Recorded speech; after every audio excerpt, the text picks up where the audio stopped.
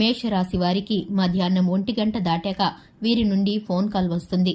అందరికీ నమస్కారం. ఛానల్ కి స్వాగతం. ముందుగా మేషరాశి వారి జీవితంలో జరగబోయేటటువంటి శుభ అశుభాలు పరిణామాలు ఏమిటో ఈ వీడియోలో పూర్తిగా తెలుసుకుందాం. అలాగే మధ్యాహ్నం 1 గంట తర్వాత వీరికి ఎటువంటి ఫోన్ కాల్ వస్తుందో, ఎవరి ద్వారా వీరికైతే కనుక ఏ విధమైన ప్రతిఫలం దక్కబోతుందో మేషరాశి వారికి జరగబోయేది ఏమిటో పూర్తిగా ఈ వీడియోలో తెలుసుకుందాం. వీడియోని ఎక్కడా కూడా స్కిప్ చేయకుండా పూర్తిగా చూసినట్లయితే మేమేం చెప్పబోతున్నామో మీకు అర్థమవుతుంది. అలాగే ఇంతవరకు ఛానల్ని సబ్స్క్రైబ్ చేసుకోకుండా ఉన్నట్లయితే వెంటనే ఛానల్ని సబ్స్క్రైబ్ చేసుకుని పక్కనే ఉన్న గంట సింబల్ మీద ఆల్ అనే ఆప్షన్ని క్లిక్ చేసినట్లయితే మేము చేసే ప్రతి వీడియో నోటిఫికేషన్ మీ వరకు చేరుతుంది. నెంబర్ 1 వశీకరణ మాంత్రికురాలు జ్యోతిషాలయం.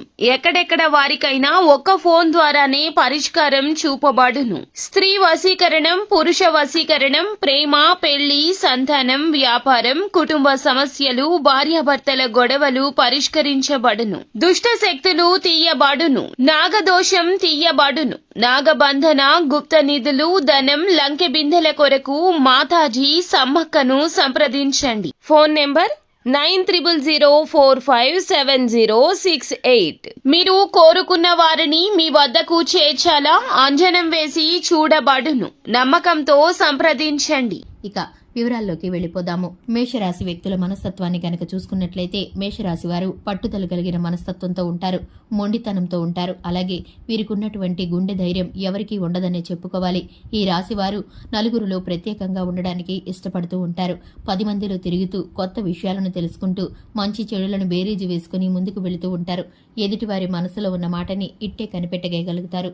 ఎందుకంటే గనక వీరికి ఉన్నటువంటి తెలివితేటలు అమోఘమనే చెప్పుకోవాలి. అద్భుతమైన దూరదృష్టి కలిగి ఉంటారు. వీరికి ఉన్నటువంటి ప్రతి ఒక్క మేధాశక్తి వీరు జీవితంలో ముందుకు వెళ్లడానికి ఉపయోగపడుతుంది. మధ్యాహ్నం 1 గంట దాటాక వీరికైతే ఒక ఫోన్ కాల్ రాబోతుంది. వీరికి ఈ ఫోన్ కాల్ ద్వారా జీవితంలో జరగబోయేటటువంటి సంఘటనలు ఏమిటో ఇప్పుడు ఈ వీడియోలో తెలుసుకుందాం. ఎంతో కాలంగా ఎదురు చూస్తున్నటువంటి ఒక అవకాశం కోసం అయితే మీకైతే ఫోన్ కాల్ రాబోతుంది. మీరైతే ఊహించని కూడా ఊహించరు. ఆ విషయాన్ని మీరే మర్చిపోయి విడిచిపెట్టేశారు. ఆ విషయం అయితే ఇప్పుడు మీ ముందుకు రాబోతుంది.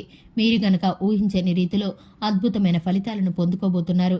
మీరు అప్లై చేసిన ఉద్యోగం కోసం, అలాగే మీరు ప్రారంభించాలనుకున్న వ్యాపారం కోసం గాని, లేదా మీరు అప్లై చేసి విడిచిపెట్టేసిన బ్యాంకు రుణం కోసం గాని, లేదంటే మీరు ముందుగా ప్రణాళికలు వేసుకున్న నూతన వ్యాపారాల కోసం గాని, మీరు ప్రాజెక్టులు తయారు చేయాలనుకుని విడిచిపెట్టేసిన అంశం గాని, ఇలా మీరు అనుకుని విధంగా ఎటువంటి అవకాశాలను మీరైతే రావు అనుకుని విడిచిపెట్టారో, చాలా కాలం క్రితం మీరు విడిచిపెట్టేసిన ఒక అంశం గురించి అయితే మీకైతే ఫోన్ కాల్ రాబోతుంది. దీని ద్వారా మీరు నూతనమైన ప్రయత్నాల్లో మునిగిపోబోతున్నారు. మీరు ఊహించని ఫలితాలను పొందుకోబోతున్నారు. అద్భుతమైన ఆశ్చర్యం అయితే మీ జీవితంలో ఇక మీదట జరగబోతుంది. ఇది మీకు లైఫ్లో టర్నింగ్ పాయింట్ అని చెప్పుకోవాలి. ఈ ఫోన్ కాల్ ద్వారా మీ యొక్క జీవితంలో మలుపు తిరగబోతుంది.